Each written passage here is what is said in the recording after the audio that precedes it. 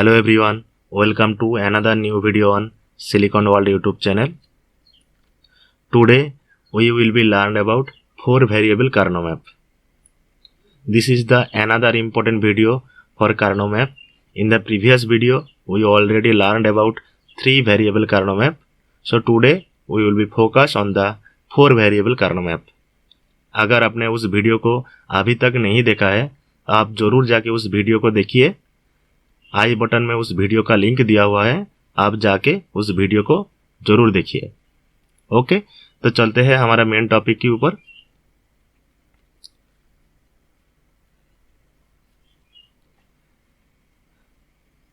हमारा टॉपिक जो है वो है 4 वेरिएबल कार्नो मैप। तो 4 वेरिएबल कार्नो मैप में नंबर ऑफ जो वेरिएबल होता है वो क्या हो सकता है, वो है 4, और जो वेरिएबल वो है ए बी सी डी। तो टोटल नंबर ऑफ टर्म क्या हो सकता है, आप तो जानते ही होंगे। Total number of term equal to 2 to the power 4। 4 किस लिए है, जो नंबर ऑफ वेरिएबल है वो है 4, इसलिए 2 to the power 4 equal to 16। Okay, जो फंक्शन बनेगा वो कुछ इस तरह का बनेगा। Function of A B C D equal to 0 1 2 3 up to 15। Okay, I hope you already aware about this, right. Okay, तो सबसे पहले हम ए बी सी डी ये जो वेरिएबल है उसका एक टेबल बनाएंगे। ये जो टेबल बना हुआ है ये basically A B C D का जितने भी सारे पॉसिबिलिटीज हो सकता है हमने सभी पॉसिबिलिटीज को इस टेबल में लिख लिया है। जैसे ए बी सी डी का जो पॉसिबिलिटीज है 0 0 0 0 like that, 0 0 0 1, then 0 0 1 0, like that it will be and in the 1 1 1 1। अब तो ये सब कुछ जानते ही होंगे कैसे टेबल बनाया जाता है, अब इसके बारे में ऑलरेडी जानते हो। ओके, तो हमारा जो 4 वेरिएबल कार्नो मैप होगा वो किस तरह का होगा, देखिए।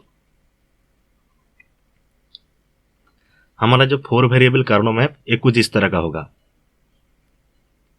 ये कैसे बनेगा, अब इस टेबल को देखिए। पहले ये जो टेबल में आपको दिख रहा है ए बी सी डी जो वेरिएबल, तो ए बी क्या है, ए बी बेसिकली है हमारा एम एस बी यानी मोस्ट सिग्निफिकेंट बिट, एंड ये जो सी डी है ये है एल एस बी यानी लीस्ट सिग्निफिकेंट बिट।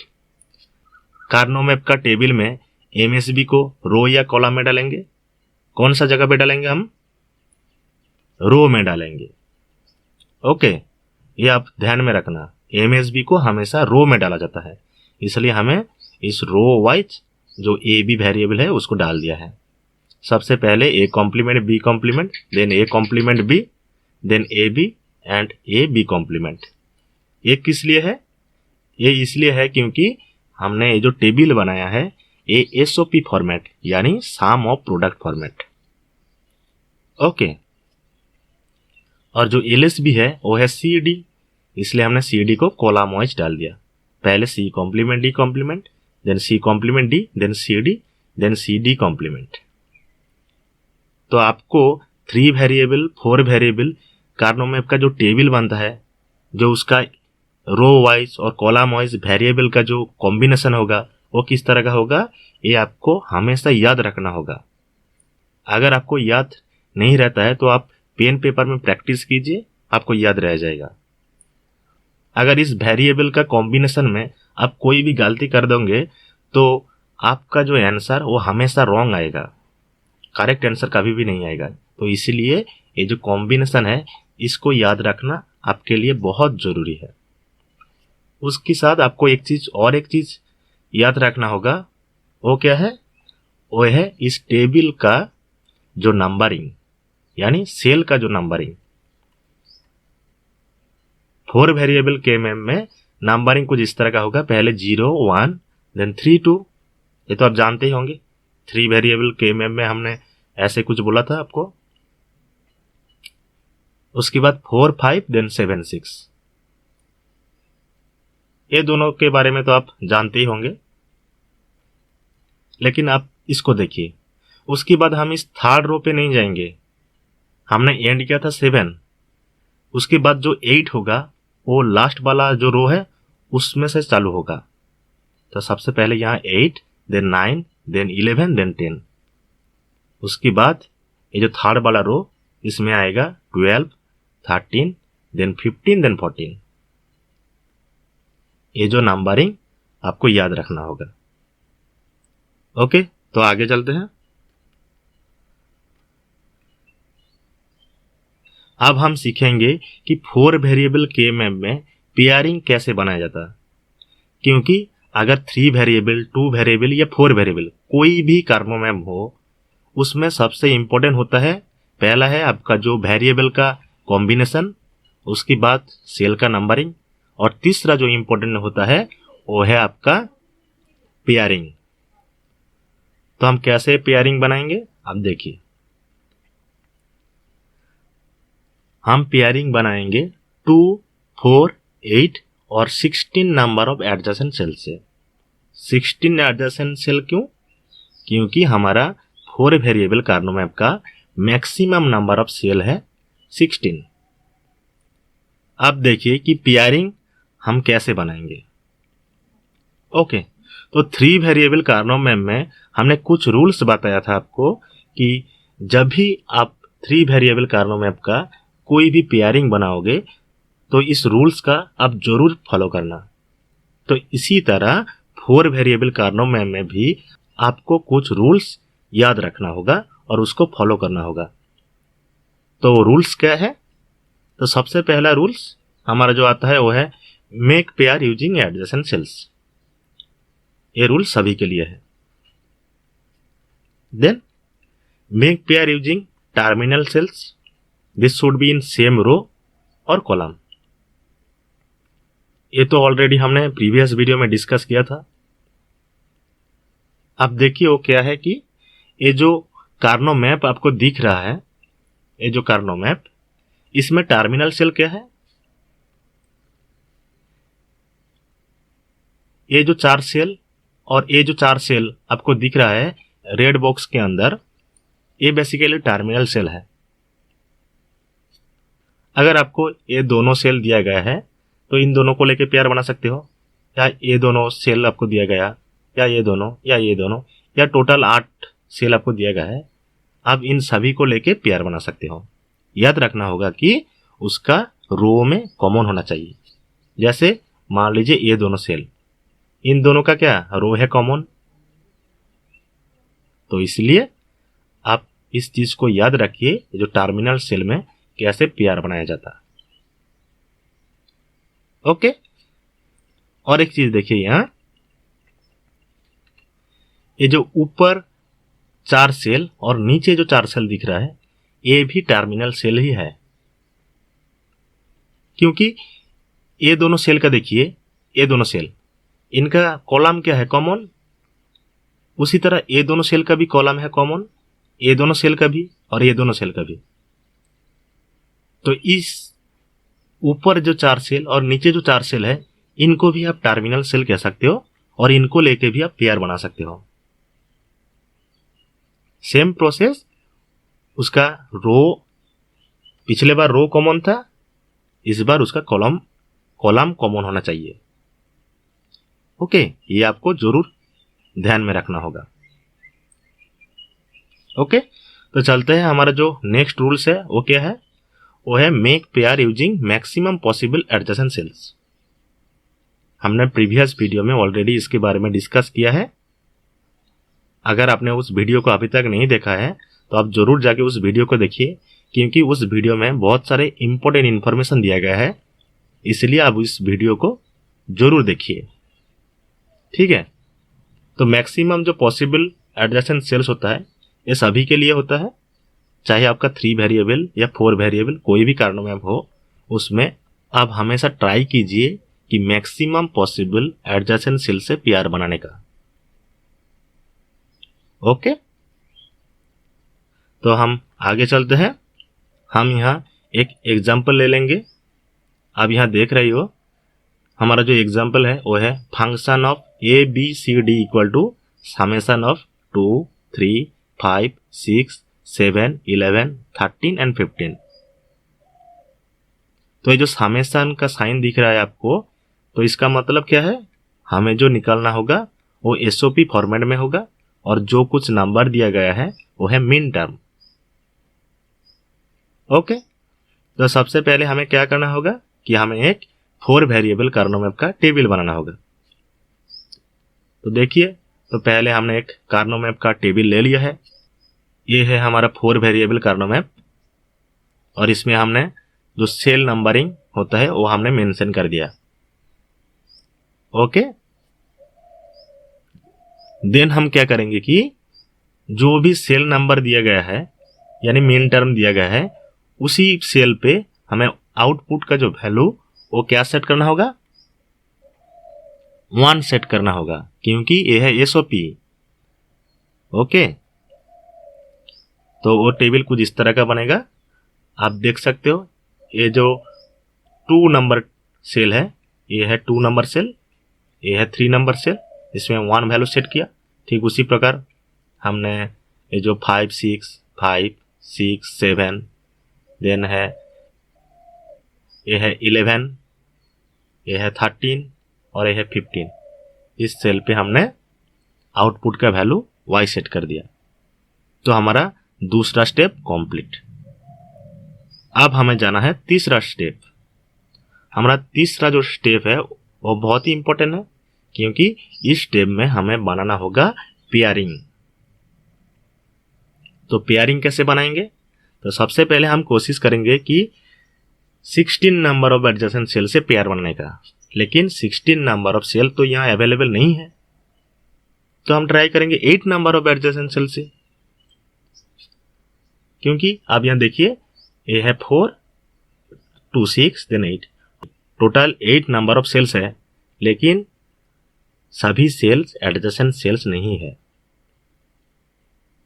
ओके, तो इसीलिए ये ट्राई करेंगे कि 4 नंबर ऑफ एडजेसेंट सेल से पेयर बनाने का।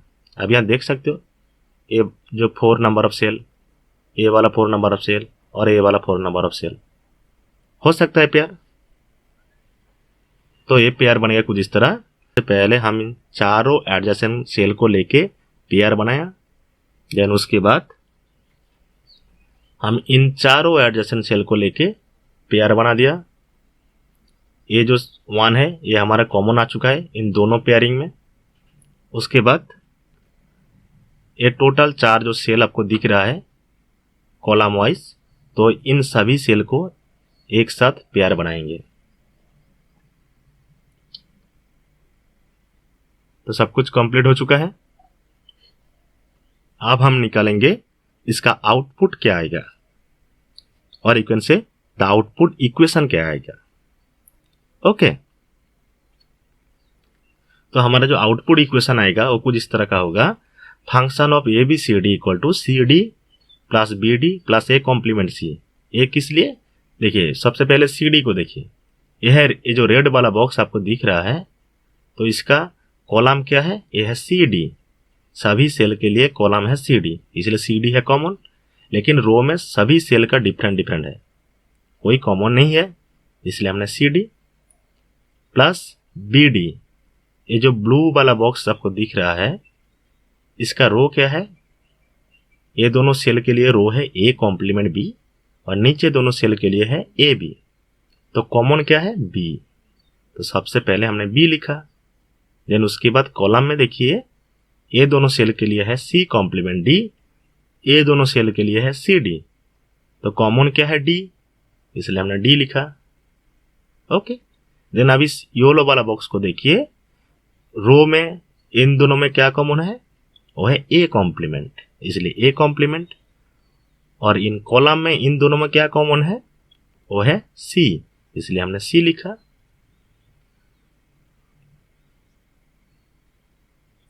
Are you understand?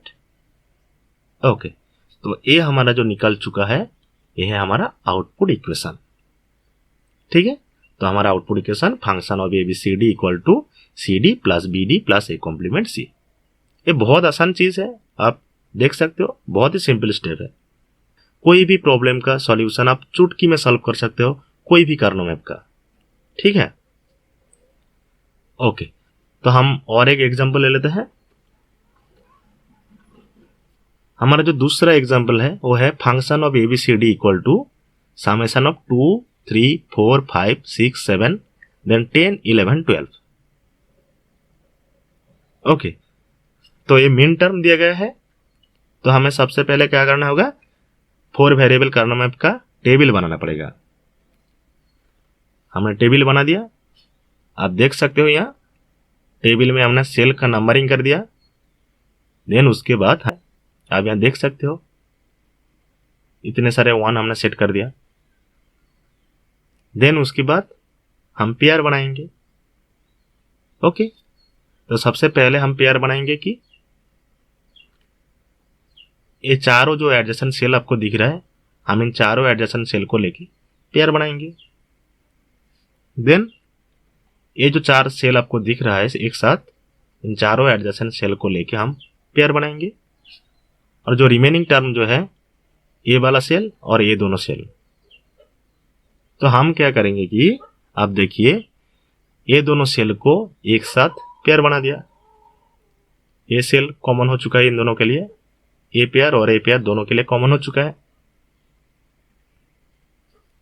और जो रिमेनिंग टर्म है ये दोनों सेल, हम इन दोनों को साथ में पेयर बना सकते हैं, लेकिन हमारे पास और एक ऑप्शन है। आप देखिए वो क्या है।